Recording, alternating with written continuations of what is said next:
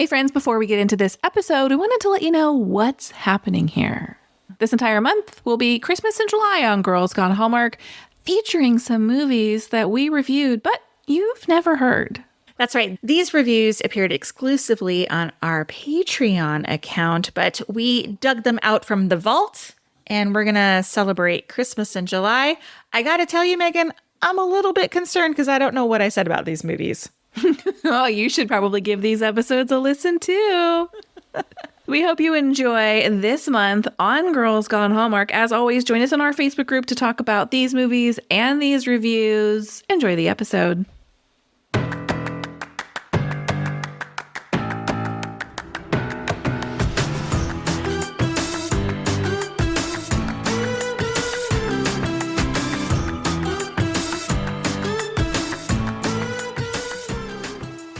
Welcome to a bonus episode of Girls Gone Hallmark. I'm Megan. I'm Wendy. And on today's bonus episode, we are discussing the title that I mess up every single time I say it out loud, and that is My Christmas Family Tree. Oh my God, I actually have it written down as My Family Christmas Tree. I know. What is the title? My Christmas Family Tree. Are you certain? No, now that you say that, no. I know. No, I know. I'm looking at the app. Me too. My Christmas Family Tree. Okay. Let me change mine. I know it is a difficult title. I was thinking about Open by Christmas, which is available to listen in our regular podcast feed. Open by Christmas had nothing to do with that movie. Like, that title had nothing to do with that movie. Right. Like, was she supposed to open the card by Christmas? It wasn't like a 20 years ago. Santa gift. Yes, it didn't make sense. Moving on. Do you have a synopsis? I do. When Vanessa receives the results from her family tree DNA test, she discovers a family she didn't know existed and travels to their home for Christmas, starring Aimee Teegarden, Andrew Walker, and James Tupper. News and notes. I have very few. As do I. I mean, in fact, I wrote blah, blah, blah, filmed in Vancouver. Can we skip to the good part? Yeah, that's basically what I have. And that it began shooting in August and wrapped in September. So it was hot when they filmed this one too. I have one more note, and that is that Aimee Teegarden is 10 years younger than Andrew Walker. She's 32 and he's 42. And he's 42 years old? Yes. Wow. And he does not look 42. He looks 25. Just kidding. Sorry. I'm an old lady. It felt like he almost felt more of a peer to her father in this movie than to her. And in fact, at one point I was like, wait a minute, is he the father's friend? No, his dad was the father's friend. So anyway, they are, I think, supposed to be the same age, but they are very much not. Well, I think that's a lot of casting in these Hallmark movies is that, like, they're supposed to pretend to be the same age. Right. I have one last thing. Before we do first impressions, I wanted to read a review. Okay. That I strongly disagree with. Oh, let's hear it. My Christmas Family Tree was okay, with a different storyline in the background of a, gasp, unwed mother, although she's never seen. They managed to throw every single one of their tiresome must-haves, including skating, children singing in a Christmas pageant, 17 million decorations, selecting and decorating the tree, family dinner, hot cocoa by the gallon, and falling in love in less than a week. The anvils raining down were enough to kill the viewer, and the premise was just beyond credible. The misunderstanding was just plain silly, tolerable, although I wouldn't watch it again. Which, I don't disagree with her statement that all of those things are in the movie. To me, though, they didn't ruin the movie, which leads me to my first impression, which is, Wendy, please don't break my heart with your review of this movie. That's your first impression? Yes. Okay, wait. Oh, back it up. Oh, what do you disagree then with that reviewer's statement of the movie? That all of those tropes made the movie unwatchable. I did not find that to be the case. Okay. I really enjoyed this movie. Fair. But what about her other stuff about, what did it say at the end there about, like, after all the tropes? Like, it said something about, like, the premise was just beyond credible. The misunderstanding was plain silly. I would like to get to that, and I will discuss that later. Okay. That's what I thought maybe. The flaws in this movie. All right. Okay, fair. My first impression of this movie is that this one was special. Yay. I actually was shocked that Hallmark would have two really good back-to-back movies. Like, I thought Open by Christmas was a really great movie, and then this one was a really great movie, and they aired, back to Friday and Saturday. So I was kind of surprised that these didn't hold their own Saturday night slot, Yeah, I liked it a lot.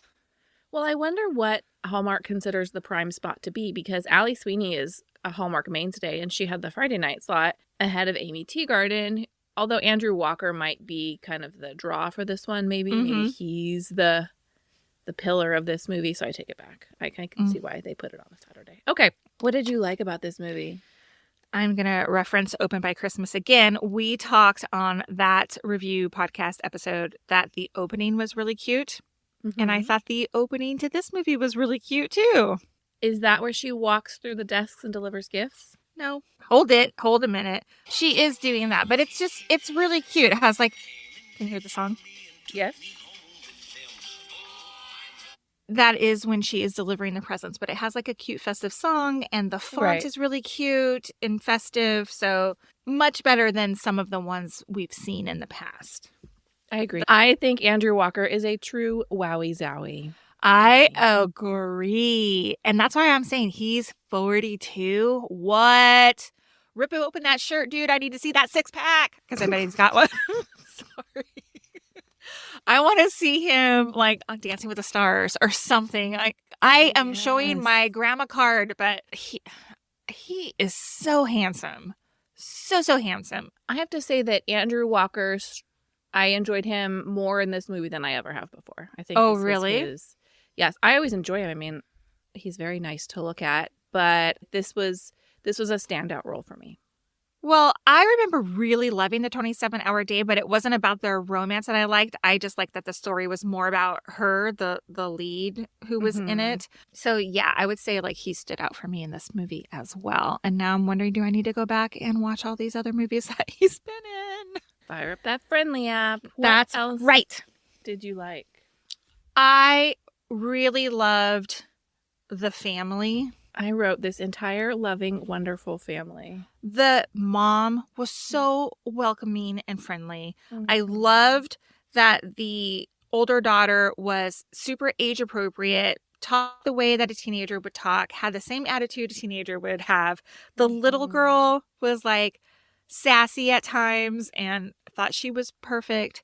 The son was kind of a throwaway role, and I thought maybe they just needed him to be the dog sitter for her, which is another side storyline. I was why did they bring that dog? I didn't get it. Whatever. But I love the family. I even wrote Grandma. She gets her own bullet point. Oh my God, Grandma too. Yeah, she was just so lovely. I just thought they were so warm and wonderful. And the dad too. Yes. I'm not. Who was him? James Tupper. I don't remember what his character name was, but he was just so open and wanted to make it work. I just loved it. Loved the family. Yeah, I really got the feels, as they say, from this family. I loved the giant Santa. It made me literally laugh out loud when they step back and the Santa's as big as the house. That was so funny. That was really funny. I just thought the whole premise there was the other Santa was failing, and they were trying to keep it together with duct tape or whatever. And then she went out and got this thoughtful gift, because I think they were trying to weave that into the storyline, is that she was this thoughtful gift giver, with the opening scene, how she's giving gifts to all the employees or whatever. And then of course at the end when she gives the Frankenstein gift to Andrew Walker's character, Yes. I thought that was something that was really well executed in this movie, was her gift giving.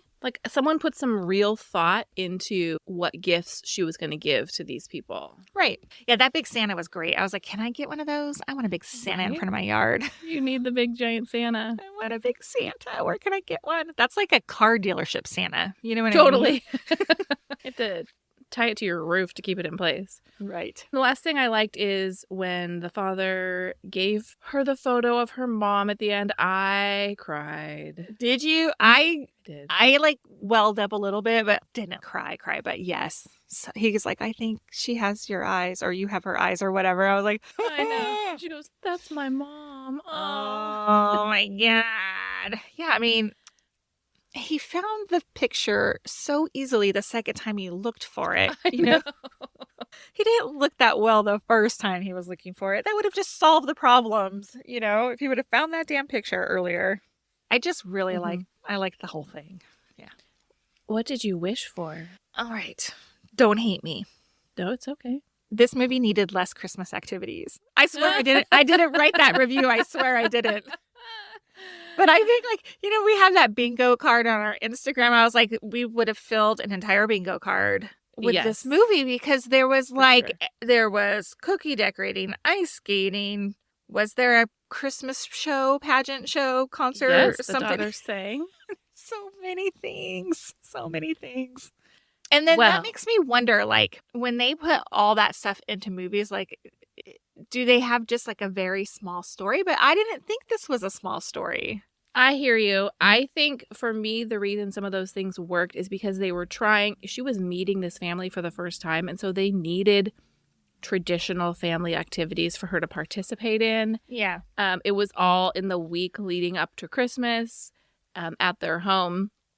So I do think they hit you over the head with it. For me, it worked. I mean, I think that's like your utopia, right? Right. Like a week full of just nothing else but Christmas activities to do. Like no laundry, no cooking dinner, no nothing. I love it. One thing I wished for was some resolution on the actual DNA mix-up. I never saw them solve what the problem was. If they did, I missed it. But we realized that she is his daughter. So what was the mix-up? What was the problem?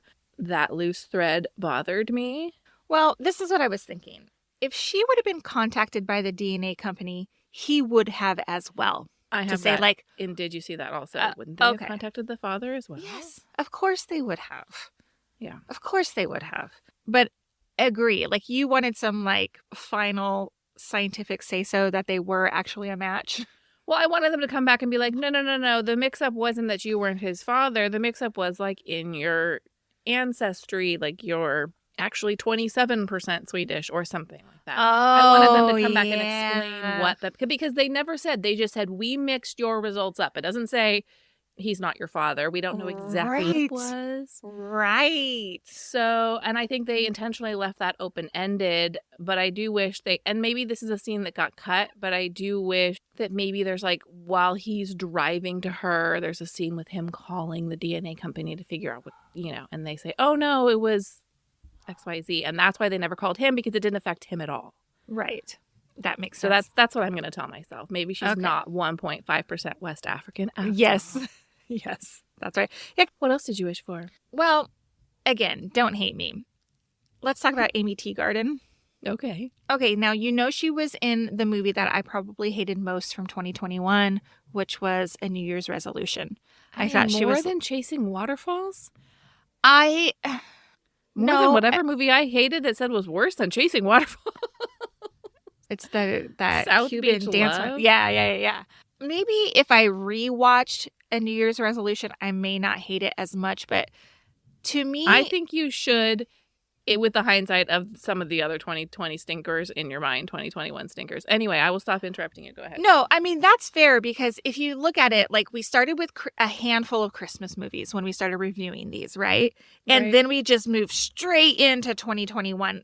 And that was like the first non-holiday Christmas movie. And I was like, this is terrible. Mm-hmm. So maybe that's just the stain it has left on me. You know? Now, Aimee Teegarden, like, I loved her as Julie Taylor on Friday Night Lights. Like, she played the perfect teenager. Angsty, moody, cute. As an adult, how old is she? You said 32? 32. She's a cute girl next door to me, but, like, I feel like she is as exciting as a piece of cardboard. Like, she's just so blah to me. Like, there was never one time in this movie where I was like, she's adorable. Like, she's so cute. I get why everyone loves her. Like, I just didn't. I don't know. And on top of that, I didn't feel any chemistry between her and Andrew Walker. Like, there was no sparks there for me. I think she's a good actress. I think she's cute. I think Andrew Walker was the big star in this movie for me. But I don't have the same aversion to her that you. Well, okay. I will make it my mission. I will look on the Friendly app right now, non-sponsored, and find A New Year's Resolution and try to watch her in that movie again. Okay. Did you think she and Andrew Walker had chemistry? I liked them together. It was more to me of like a friendship, a confidant. Well, you know what? I take that back. I was like, she needs a confidant. Well, she had her best friend too, who was really adorable and sweet. That whole scene where she comes to the house and pick her up. Yeah. he's like, "Are you the actual real daughter?" Yeah, I just thought that was really funny. I thought that they were better as like conduit between the family. She needed like a connector between like that family, and that was Andrew Walker. I hear you. But I will say, like at the end when he comes in and brings the Christmas tree, that was like really sweet. But then he said something like falling in love, and I was like, no. I have something to say about that. Okay. That last scene, she apologizes and she's like, I'm so sorry I didn't say something. I was just falling in love with this family. And when she said that, I said out loud, don't say and with you. And then he said, you're not the only one falling in love. And I said, bleh. And my husband said I had no Christmas spirit. So it's not about Christmas spirit. That's about like, it's been a week. Yeah. I didn't like that. I mean, I think it's the obvious Hallmark line in that moment. Yeah. When she says I was falling in love with this family. We never love the I'm in love with you after a week storyline. No, I have a question for you, though, before we move on to Did You See That? And how did you feel about her keeping this secret from the family longer than was necessary? Totally unfair. Like, as soon as she found out, she should have, like, had a conversation with the dad, you know? Yeah. Like, she's an adult. Like, it wasn't her fault that there was a mix-up. You know what I mean? What about you? No, I did feel that way as well. But in that moment when they're about to take the picture and she finally tells them, I kind of could, like, I could understand how someone without a family, which was interesting because she said she had this family that fostered her. Like, why isn't she close to them anymore? Yeah. Did they pass away? I don't know. But would want to prolong that feeling, even though she knew it was going to come to an end. Right. But I was frustrated multiple times because she had multiple opportunities and we have these Hallmark moments where they're interrupted. Yeah. And I always get so frustrated because it is not that hard to say, no, I have something very important to say and it's not about hot chocolate or any of the... You don't need two people to clean up a hot chocolate spill on the carpet. God. Wait a second. That scene was so funny to me because I was like, I would have totally reacted like that dad did. Because the mom comes running in and she's like, whatever the kid's name was, spilled hot chocolate all over the rug. And he's like, ugh. I was like, that's me. That is me. I know, but why couldn't she do it herself? Why couldn't she? Well, because maybe the child had like, you know, a hot chocolate burn. I don't know. I don't know. Okay. Well, there were one too many interrupted moments where she tries to have this conversation and it doesn't happen. And I got increasingly more frustrated that she didn't act like an adult and say, no, this is important. Yeah. I mean, she was in their home. There's tons of other moments where she could have said, hey, we need to talk. So, yeah. Yeah. It's time for Did You See That? And I have possibly the most exciting Did You See That of any Hallmark movie we've ever done. Is it going to be the same as mine? Did you see Tyler Hines serving them peppermint eggnog? I did not.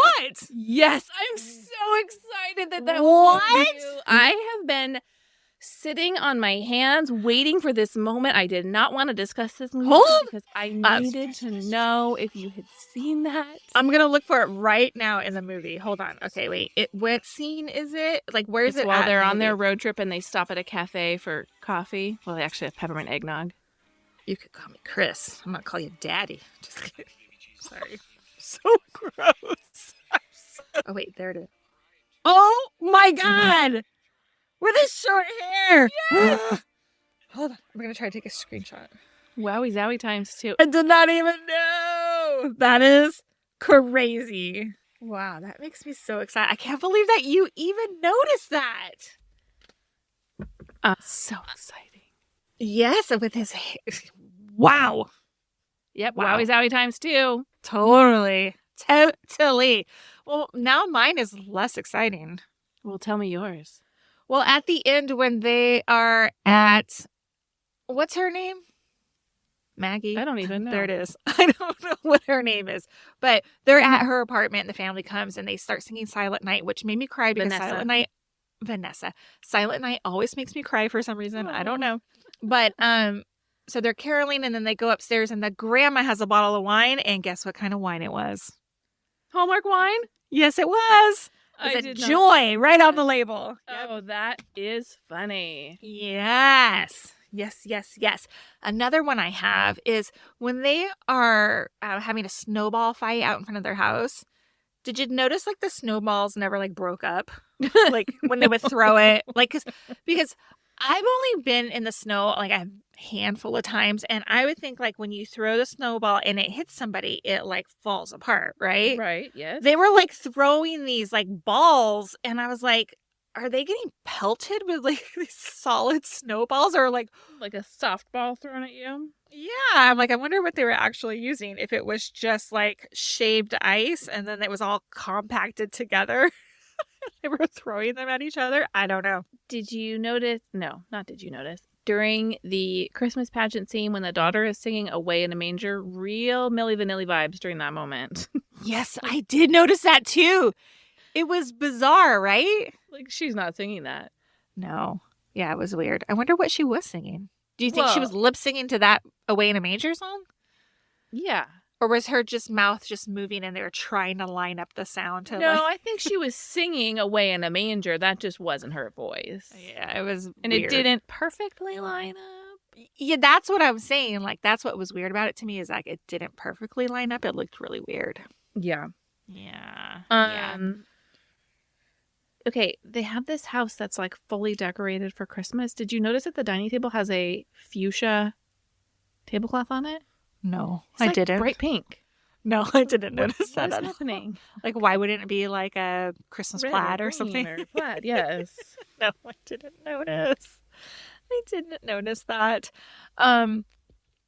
When Andrew Walker brings the Christmas tree in at the end of the movie, yes, they never really show it.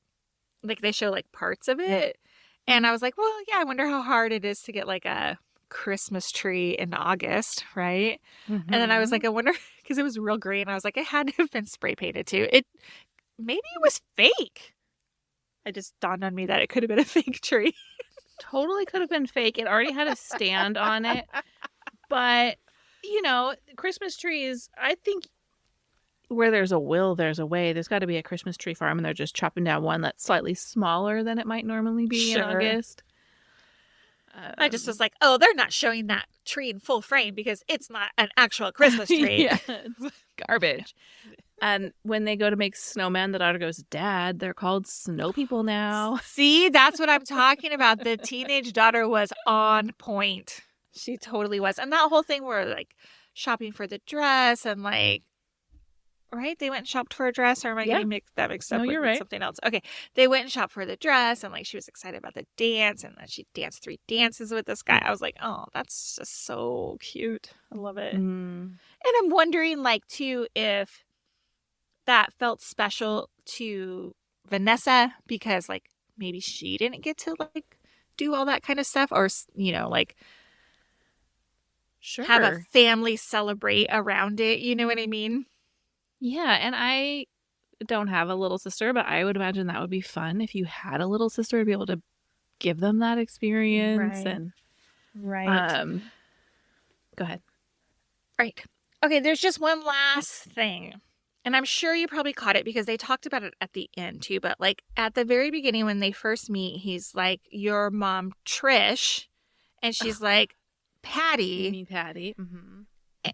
And like, why wouldn't they stop right there and be like, wait, she went by Patty? Like, I got it. It could be Patricia, right? 100% in that moment, the first time she said it, I got it. And the dad doesn't get it until the final scene. Right? Exactly. I was like, wait, really? You thought she just had like a different name? Yeah. And like, he didn't even like pause. Like, he just kept telling a story or whatever. Yeah, it was, It was just weird. I mean, like, that obviously is like the first like red flag in it, but one that was easily solved. I don't know. Well, and also they're like, she didn't know she grew up in Providence. I was like, she was 9 years old. 9-year-olds don't ask their parents like where they grew up. Right. That's Like, the they other don't thing. Yeah, I was have a thinking, I was like, concept of their parents having lives outside of their own. right. And she was 9 and now she's in her 30s. Like, does she have memories of before age 9 that are like solid memories? You know, like Right. where her mom lived at a certain time of her life or whatever. Come on. No. What did you rate this movie? This was almost a perfect movie. 3.75 stars. 3.75 stars from me, too. My highest rating so far. That's exciting. I would probably watch this one again. Oh, It's definitely like a throw on. Like, I Yeah. enjoyed it. Yeah, I liked it. I liked it a lot. And I was like, bravo to Hallmark for having 2 really good movies. if you have any thoughts on our thoughts on these movies, give us an email, meganandwendy@gmail.com. Have a great day, everybody. Goodbye. Bye.